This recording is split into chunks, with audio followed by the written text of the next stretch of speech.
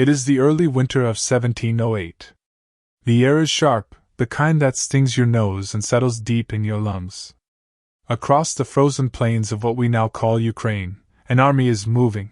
King Charles XII of Sweden leads them. He is young, just 26, but already a legend. His soldiers call him fearless. His enemies call him reckless. He has spent years at war, pushing deeper and deeper into the vast Russian Empire, chasing the army of Tsar Peter the Great. The Swedish army is tired. They have been marching for months. Their boots are worn. Their coats, once thick and warm, are now patched and threadbare. But they march on, because that is what soldiers do. They follow orders. They follow their king.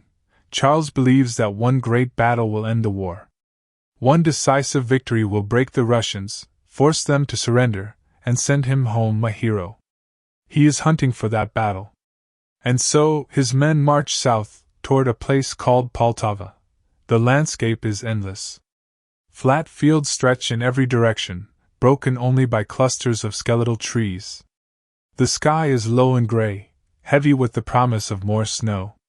The wind cuts across the open ground, and the soldiers pull their collars tight. At night, they camp in whatever shelter they can find. Sometimes a village. Sometimes just the lee of a hill. They build fires, small and flickering, and huddle close. They boil water for thin soup. They chew on hard bread. They speak quietly, if at all. Exhaustion is a heavy blanket. Charles himself does not complain. He sleeps on the ground with his men. He eats the same rations. He wears the same ragged uniform. This is part of his legend, that he shares in their suffering, that he does not ask them to endure what he will not. And yet, there is something uneasy in the air. The men can feel it, even if they do not speak of it. They have seen no Russian army. No grand formation waiting in the field. Only emptiness. Only cold. Where are the Russians? The answer, though they do not know it yet, is all around them. Hidden. Watching. Waiting. Peter the Great has chosen a different kind of war. He will not meet the Swedes in open battle, not yet. Instead, he has ordered his forces to melt away, to vanish into the land itself. His strategy is simple: let the winter fight for him. Let the cold, the hunger, the endless march wear the Swedes down to nothing. And so, as the Swedish column trudges south, Russian scouts move through the forests. They watch from a distance. They count the soldiers. They note the gaps in the line, the wagons that lag behind, the horses that stumble. And in the background, somewhere far beyond the horizon, the hearth fires of 100,000 Russian soldiers burn low and quiet, waiting. Winter deepens. By December, the cold is no longer just discomfort. It is a living thing. It gnaws at fingers and toes. It turns skin brittle. It makes breath hang in the air like ghosts. The Swedish soldiers wake each morning to find frost crusted on their blankets. Their water rations freeze solid. The bread they carry becomes hard as stone. To eat it, they must hold it near the fire until it softens, and even then, it tastes of ash. Horses begin to die. They collapse in the traces, too weak to pull the supply wagons any longer. The soldiers cut them free and leave them in the snow. There is no time for burial. No time for sentiment. The column must keep moving. Charles pushes them forward. He insists the worst is behind them. Just a little farther, he says. Just a little longer. But the land itself seems to resist them. Rivers that should be frozen solid are cracked and treacherous. Roads, if they can even be called roads, vanish beneath drifts of snow. The men sink to their knees with every step. Progress slows to a crawl, and still, no sign of the Russian army. At night, the cold becomes almost unbearable. Fires are small and precious. Fuel is scarce. The men sleep pressed together for warmth, but even so, some do not wake. Frostbite claims fingers, toes, noses. The army's surgeons do what they can, but their tools are crude and the cold makes everything harder. There is a rhythm to this suffering. A slow, grinding inevitability. Wake. March. Stop. Sleep.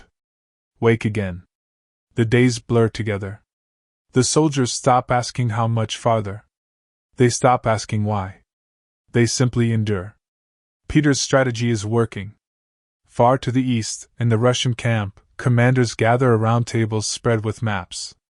They discuss the Swedish position. They estimate how many men Charles has lost to cold, to hunger, to desertion. The numbers are encouraging. But Peter is patient. He does not rush.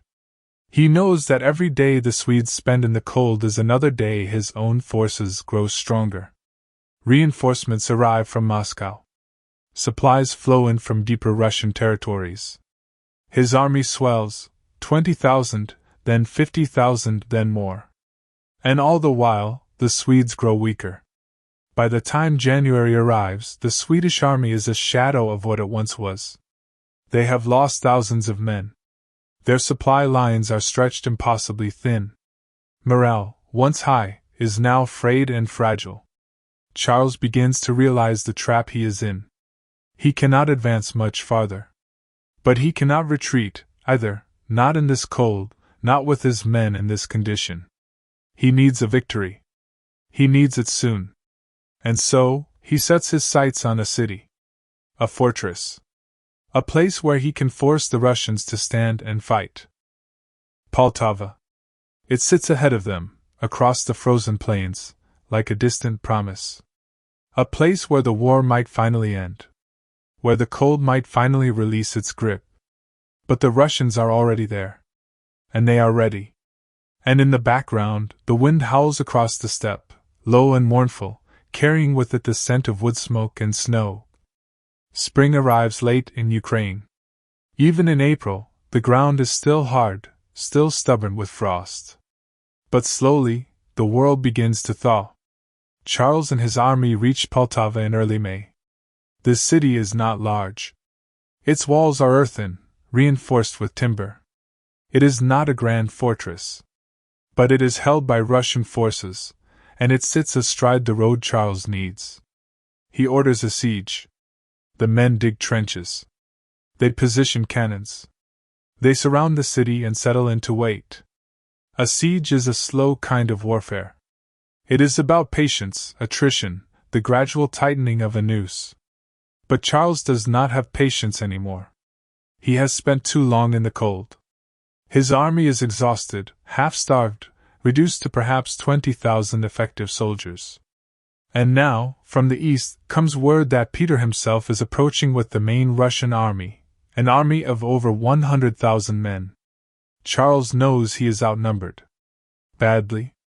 But he also knows that if he waits, if he lets Peter surround him, the war is over. He will be trapped. Captured. Destroyed. And so, he makes a decision. A bold one. A desperate one. He will attack. Not Poltava. Not the city walls. But Peter's army. He will strike before they are fully assembled, before they can dig in and fortify. He will catch them off guard. He will shatter them with the fury of the Swedish charge, just as he has done so many times before. It is a gamble. A wild, reckless gamble. But Charles has always been reckless. And he has always won. The men prepare. They clean their muskets. They sharpen their swords. They eat what little food remains and try to sleep. Some pray. Some write letters they know will never be sent. Some simply sit in silence, staring at the stars. The night before the battle is quiet. There is no wind. The air is still and cool.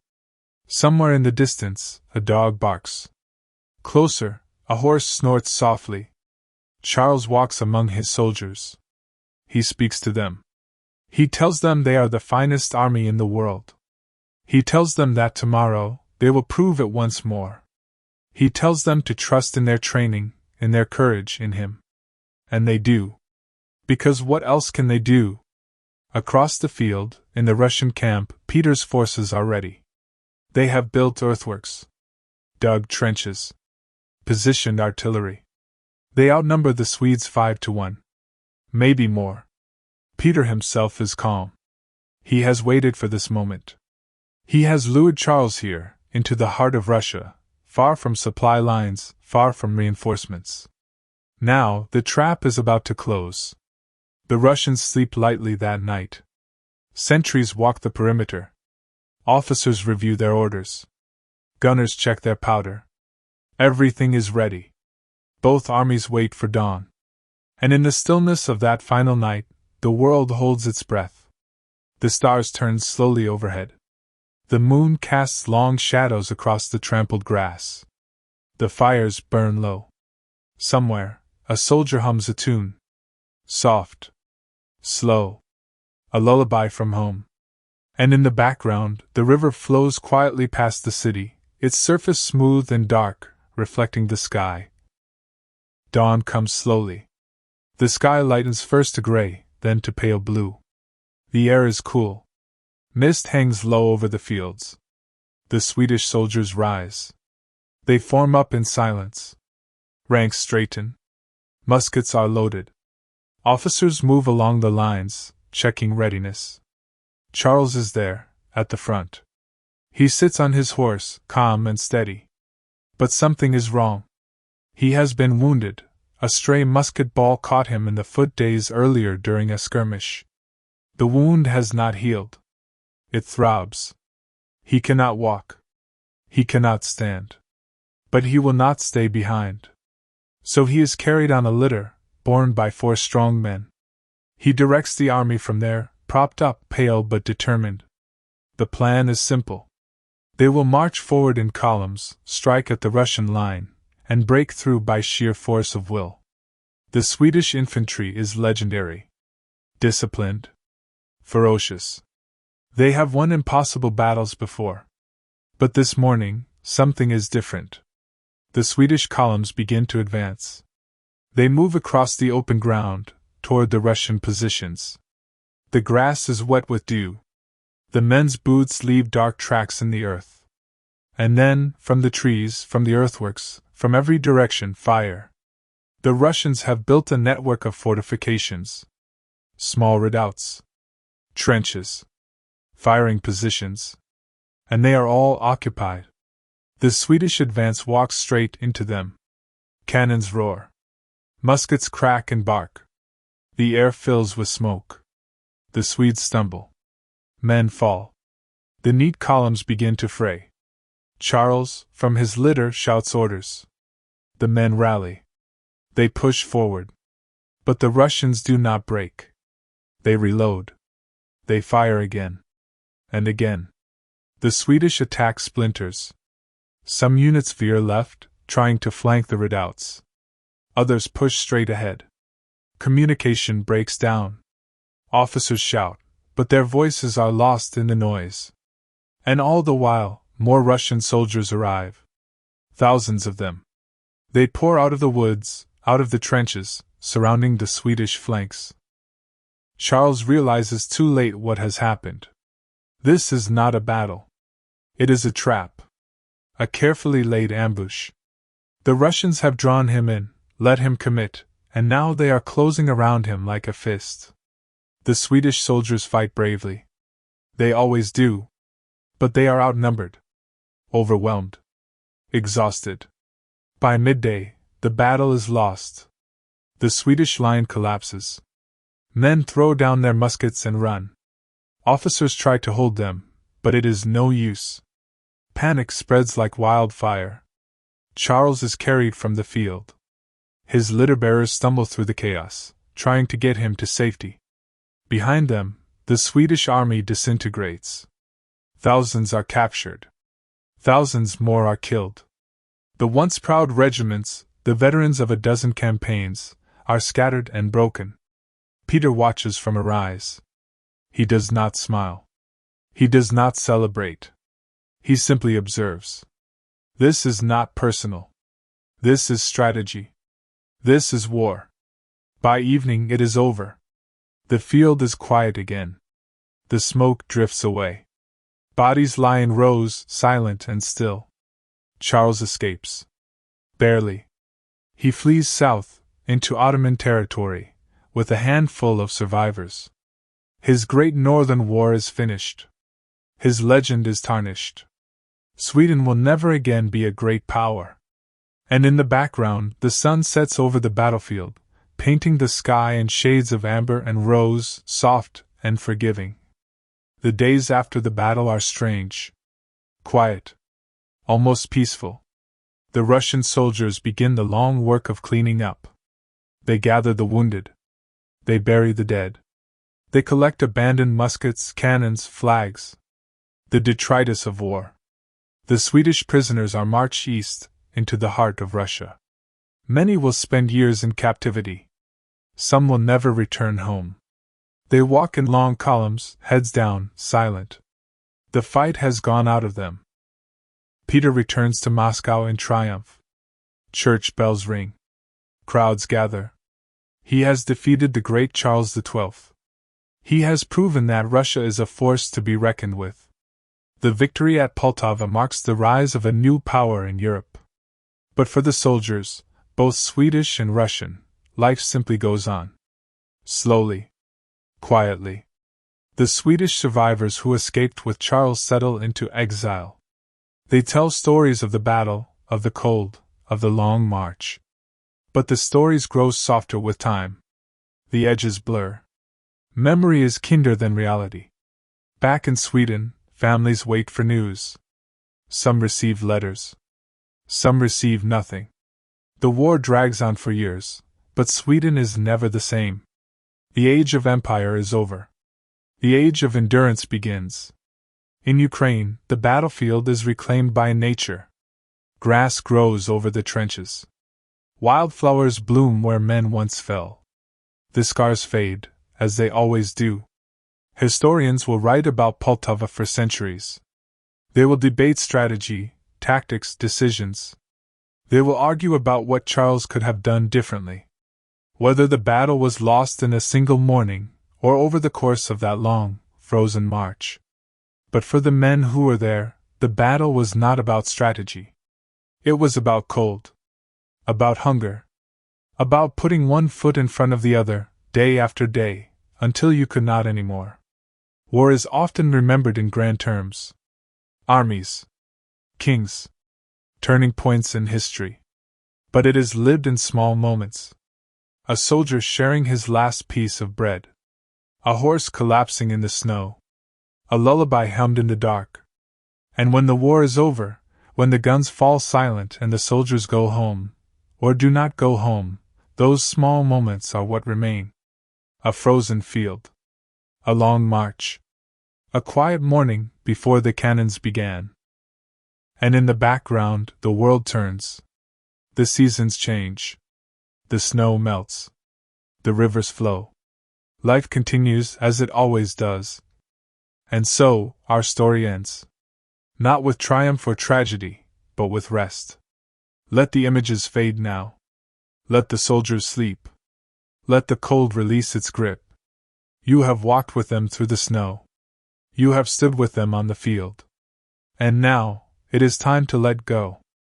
Close your eyes. Breathe slowly. Let yourself drift. Sleep well.